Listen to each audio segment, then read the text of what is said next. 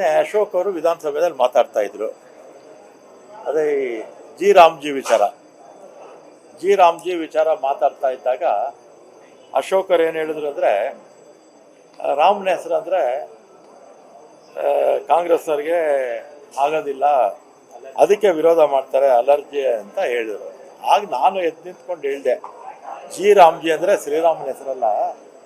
ನಾನು ಕೂಡ ಭಾಳ ಹಿಂದೆ ಪ್ರಾರಂಭದಲ್ಲಿ ತಪ್ಪು ತಿಳ್ಕೊಂಡಿದ್ದೆ. ಜಿ ರಾಮ್ಜಿ ಅಂದರೆ ಏನು ಅಂದರೆ Viksit Bharat guarantee for Rozgar and Ajeevika mission Gramin act BBGRAMG. ಇದು ರಾಮನ ಹೆಸರಲ್ಲ, ರಾಮನ ಹೆಸರಲ್ಲ. ಇನ್ನೂ ಒಂದ್ಸಲ ಹೇಳ್ತೀನಿ, Viksit Bharat guarantee for Rozgar and Ajeevika mission Gramin act BBGRAMG. ಆ ಕೊನೆಯಲ್ಲಿ ಆ ರಾಮ್ಜಿ ಅಂತ ಬರುತ್ತಷ್ಟೇ. ಶ್ರೀರಾಮನ ಹೆಸರು ಅಂತ ಕಾಂಗ್ರೆಸ್ನವರಿಗೆ ಅಲರ್ಜಿ ಅಂತ ಹೇಳ್ತಾ ಇದ್ರು. ನಾನೀಗ ಇದನ್ನು ಓದಿದೆ, ಇದು ರಾಮನ ಹೆಸರಲ್ಲ ಅಂತ ನಾನು ಹೇಳಿದೆ. ಆಗ ಸುರೇಶ್ ಅವರು ಇದ್ಕೊಂಡು, ನಮ್ಮ ಬೈರ್ತಿ ಸುರೇಶ್ ಅವರು, ರಾಮಲಿಂಗಾರೆಡ್ಡಿಯವರ ಹೆಸರಲ್ಲೇ ರಾಮ ಅಂತಿದೆ ಅಂತ ಹೇಳಿದರು. ಆಗ ಅಶೋಕ್ ಅವರು ಇದ್ಕೊಂಡು, ಅವ್ರ ತಂದೆಯವರು ಅವ್ರ ಹೆಸರು ಇಟ್ಟರು ರಾಮ ಅಂತ, ಇವರಾದರೆ ಇಟ್ಕೊಳ್ತಿರ್ಲಿಲ್ಲ ಅಂತ ಹೇಳಿದ್ರು. ಮಕ್ಕಳಿಗೆ ಯಾರಪ್ಪ ಹೆಸರಿಡೋದು? ತಂದೆ ತಾಯಿ ಹೆಸರಿಡ್ತಾರೆ. ನನಗೆ ನಮ್ಮ ತಂದೆ ತಾಯಿ ಹೆಸರಿಟ್ಟಿದ್ದಾರೆ, ಅಶೋಕ್ ಅವ್ರಿಗೂ ಅವ್ರ ತಂದೆ ತಾಯಿ ಹೆಸರಿಟ್ಟಿದ್ದಾರೆ. ನಿಮಗೆ ಇಲ್ಲಿರ್ತಕ್ಕಂಥ ಮಾಧ್ಯಮದವ್ರಿಗೆಲ್ಲ ನಿಮ್ಮ ತಂದೆ ತಾಯಿ ತಾನೇ ಹೆಸರಿಟ್ಟಿರೋದು. ನಮ್ಮ ಹೆಸರು ನಾವೇ ಇಟ್ಕೊಳ್ತೀವ? ನಮ್ಮ ಹೆಸರು ನಾವೇ ಇಟ್ಕೊಳ್ಳಲ್ಲ. ಆಮೇಲೆ ಅವರು ಸುಮ್ಮನೆ ಜನರೆಲ್ಲ ಹೇಳಿರ್ಬೋದು, ಆದರೆ ಆಮೇಲೆ ನಾವು ನಿಜವಾದ ರಾಮನ ಭಕ್ತರು, ನಿಜವಾದ ಹಿಂದೂಗಳು ನಾನು ಇದನ್ನು 100 ಸಲ ಹೇಳಿದ್ದೀನಿ. ಈಗಲೇ ಅಲ್ಲ, 2017ರಲ್ಲಿ ನಾನು ಗೃಹ ಮಂತ್ರಿ ಆಗಿದ್ದಾಗಲೂ ಕೂಡ ಹೇಳ್ತಾ ಇದ್ದೀನಿ, BJPಯವರು ಹಿಂದುತ್ವವಾದಿಗಳು. ಏನು ಹೇಳಿ, ನಾವು ನಿಜವಾದ ಹಿಂದೂಗಳು, ಅವರು ಹಿಂದುತ್ವವಾದಿಗಳು, ನಕಲಿ ಹಿಂದೂಗಳು ಅಂತ ನಾನು 100 ಸಲ ಹೇಳಿದ್ದೀನಿ. ನಾವು ನಿಜವಾದ ಹಿಂದೂಗಳು, ನಾವು ನಿಜವಾದ ರಾಮನ ಭಕ್ತರು ನಾವು. ಅದು ಕ್ಯಾಶುವಲ್ ಆಗಿ ಹೇಳಿರ್ಬೋದು ಅಶೋಕರು, ಅದೇನು ಸೀರಿಯಸ್ ಆಗಿ ನಾನು ತಗೊಳ್ಳಿಲ್ಲ. ನಿಮಗೆ ಈ ಕೇಳಿದ್ದಕ್ಕೆ ಕ್ಲಾರಿಫಿಕೇಶನ್ ಮಾಡಿದೆ ಅಷ್ಟೇ. ಅದು ಚರ್ಚೆ ಆಗ್ತಾ ಇದೆ ಇವತ್ತು ನಾಳೆ. ಅದೇ ಎರಡನೇ ಮನ್ರೇಗಾ ಬಗ್ಗೆ ಚರ್ಚೆ ಕೌನ್ಸಿಲಲ್ಲಿ, ಇಲ್ಲೂ ಎಲ್ಲ ಇದೆ. ಕೊನೆಯಲ್ಲಿ ನೋಡೋಣ, ಒಂದು ರೆಸೊಲ್ಯೂಷನ್ ಏನು ಮಾಡ್ತಾರೋ ನೋಡೋಣ. ಆಮೇಲೆ ನಾವು ಇಲ್ಲಿ ಏನೇ ರೆಸೊಲ್ಯೂಷನ್ ಮಾಡಿದ್ರು, ಕೇಂದ್ರ ಸರ್ಕಾರ, ಕೇಂದ್ರದಲ್ಲಿ ಅಧಿಕಾರದಲ್ಲಿ ಇರ್ತಕ್ಕಂಥದ್ದು BJP ಪಕ್ಷ ಅಲ್ವಾ.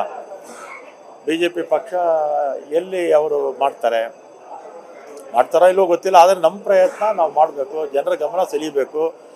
ಆಮೇಲೆ ಮನ್ರೇಗಾದಿಂದ ಎಷ್ಟು ಕೋಟಿ ಜನಕ್ಕೆ ಉದ್ಯೋಗ ಸಿಗ್ತಿತ್ತು, ಎಷ್ಟು ಕೋಟಿ ಆಸ್ತಿಗಳು ನಿರ್ಮಾಣ ಆಗಿದೆ. ಕರ್ನಾಟಕದಲ್ಲೇ ಅಲ್ಲ, ದೇಶದ ಎಲ್ಲ ಭಾಗದಲ್ಲೂ ಕೂಡ ಮನ್ರೇಗಾದಿಂದ ಆಸ್ತಿಗಳಾಯಿತು ದೇಶಕ್ಕೆ. ಆಮೇಲೆ ಕೋಟಿ ಜನಕ್ಕೆ ಉದ್ಯೋಗ ಸಿಗ್ತಿತ್ತು. ಈಗ ಇವರು ಮಾಡಿರೋದ್ರಿಂದ ಅದು ಲಿಮಿಟೆಡ್ ಆಗೋಯ್ತು, ಭಾಳ ಲಿಮಿಟ್ ಆಯಿತು. ಆಮೇಲೆ ಎಲ್ಲಿ ಬೇಕೋ ಆಯ್ದ ಪ್ರದೇಶಗಳಲ್ಲಿ ಮಾತ್ರ ಈ ಜಿ ರಾಮ್ಜಿ ಇರುತ್ತೆ, ಆಯ್ದ ಪ್ರದೇಶಗಳಲ್ಲಿ. ಅಂದರೆ ಉದ್ಯೋಗ ಬಡವರು ಮಾಡೋ ಕೆಲಸ BJP ಮಾಡ್ತಾ ಇದೆ ಅಷ್ಟೇ. ನಿನ್ನೆ ಅಶೋಕ್ ಅವರು ವಿಧಾನಸಭೆಯಲ್ಲಿ ಮಾತಾಡ್ತಾ ಇದ್ರು.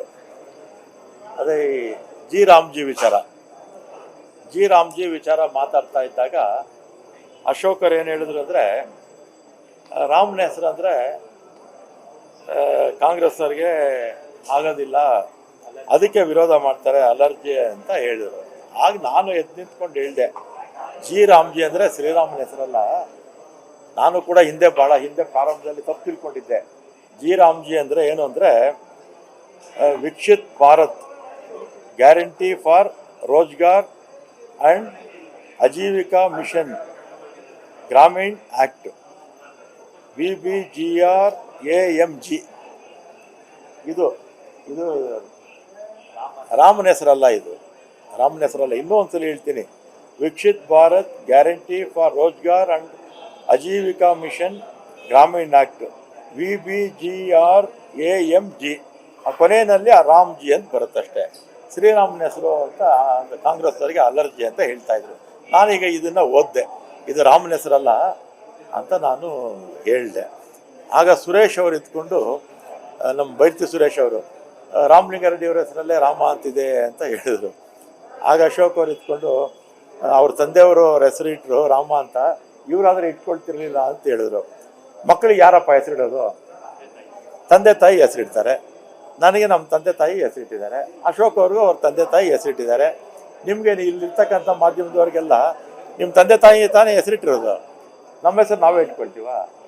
ನಮ್ಮ ಹೆಸರು ನಾವೇ ಇಟ್ಕೊಳ್ಳಲ್ಲ.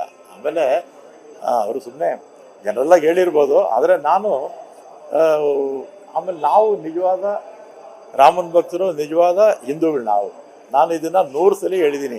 ಈಗಲೇ ಅಲ್ಲ, 2017ರಲ್ಲಿ ನಾನು ಗೃಹ ಮಂತ್ರಿ ಆಗಿದ್ದಾಗಲೆಲ್ಲೂ ಕೂಡ ಹೇಳ್ತಾ ಇದ್ದೀನಿ. ಬಿ ಜೆ ಪಿಯವರು ಹಿಂದುತ್ವವಾದಿಗಳು. ಏನು ಹೇಳಿ? ನಾವು ನಿಜವಾದ ಹಿಂದೂಗಳು, ಅವರು ಹಿಂದುತ್ವವಾದಿಗಳು, ನಕಲಿ ಹಿಂದೂಗಳು ಅಂತ ನಾನು 100 ಸಲ ಹೇಳಿದ್ದೀನಿ.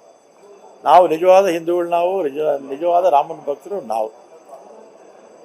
ಅದು ಕ್ಯಾಶುವಲ್ ಆಗಿ ಹೇಳಿರ್ಬೋದು ಅಶೋಕ್ ಅವರು, ಅದೇನು ಸೀರಿಯಸ್ ಆಗಿ ನಾನು ತಗೊಳ್ಳಿಲ್ಲ. ನಿಮಗೆ ಈ ಕೇಳಿದ್ದು ಕ್ಲಾರಿಫಿಕೇಶನ್ ಮಾಡಿದೆ ಅಷ್ಟೇ. ಅದು ಚರ್ಚೆ ಆಗ್ತಾ ಇದೆ ಇವತ್ತು ನಾಳೆ. ಅದೇ ಎರಡನೇ ಮನ್ರೇಗಾ ಬಗ್ಗೆ ಚರ್ಚೆ ಕೌನ್ಸಿಲಲ್ಲಿ, ಇಲ್ಲೂ ಎಲ್ಲ ಇದೆ. ಕೊನೆಯಲ್ಲಿ ನೋಡೋಣ, ಒಂದು ರೆಸೊಲ್ಯೂಷನ್ ಏನು ಮಾಡ್ತಾರೋ ನೋಡೋಣ. ಆಮೇಲೆ ನಾವು ಇಲ್ಲಿ ಏನೇ ರೆಸೊಲ್ಯೂಷನ್ ಮಾಡಿದ್ರು ಕೇಂದ್ರ ಸರ್ಕಾರ, ಕೇಂದ್ರದಲ್ಲಿ ಅಧಿಕಾರದಲ್ಲಿ ಇರ್ತಕ್ಕಂಥದ್ದು ಬಿ ಜೆ ಪಿ ಪಕ್ಷ ಅಲ್ವಾ?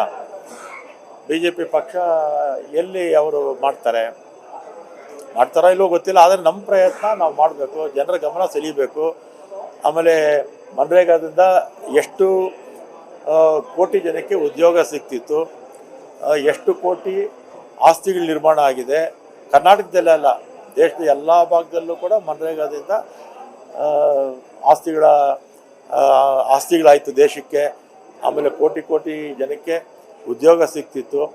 ಈಗ ಇವರು ಮಾಡಿರೋದ್ರಿಂದ ಅದು ಲಿಮಿಟೆಡ್ ಆಗೋಯ್ತು, ಭಾಳ ಲಿಮಿಟ್ ಆಯಿತು. ಆಮೇಲೆ ಎಲ್ಲಿ ಬೇಕೋ ಆಯ್ದ ಪ್ರದೇಶಗಳಲ್ಲಿ ಮಾತ್ರ ಇದು ಈ ಜಿ ಇರುತ್ತೆ, ಆಯ್ದ ಪ್ರದೇಶಗಳಲ್ಲಿ.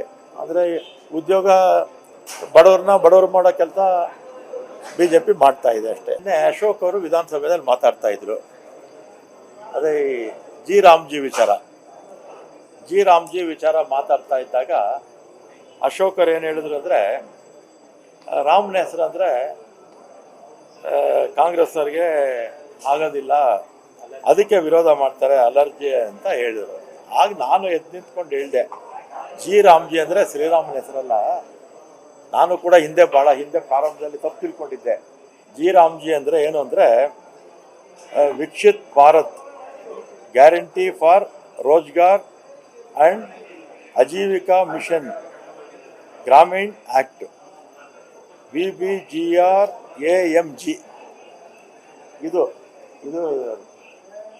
ರಾಮನ ಹೆಸರಲ್ಲ, ರಾಮನ ಹೆಸರಲ್ಲ. ಇನ್ನೂ ಒಂದ್ಸಲ ಹೇಳ್ತೀನಿ, Viksit Bharat guarantee for Rozgar and Ajeevika mission Gramin act, VBGRAMG.